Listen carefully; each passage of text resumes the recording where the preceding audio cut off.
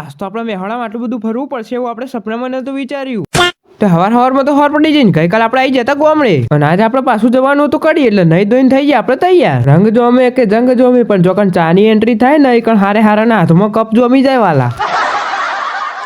બસ આપણે આવી જાવ આપણે કુળદેવી માતાજીના દર્શન કરવા માટે. તો તમે દર્શન કર્યા હોય તો એક વાર જય શક્તિમાં લખ્યા વગર ના જતા. બસ આપણે આવી જાય રમાપીરના દર્શન કરવા માટે. તો જય રમાપીરે લખતા જ જજો અંગાત અંગાત. પછી વનરાજ કાકાને તો ટાટા કહીને આપણે હેડીને આકડા ખેતરમાં જવા માટે જેમ કઈથી આપણે બારોબાર જવાનું હતું કાઢી. પછી આપણે આવી જાય ખેતરમાં આવીને જોયું તો એડા તો ઝાડ જેવડા થઈ ગયા હતા લ્યો.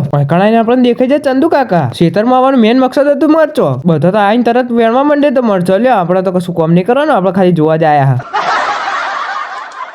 પછી બધા પોતપોતાનું બાઇક લઈને હેડીને આપણે ઘેર જવા માટે. ઘેર જતા વચ્ચે રસ્તામાં આવી ગયું મેહોણા આવીને તો સરપંચ સાહેબ ઝાલો ને આવ્યો નકરી શોપિંગ કરવા માંડ્યો. આપણે પાછો ફરીએ ચોક લઈ આલું તો મજા આવે.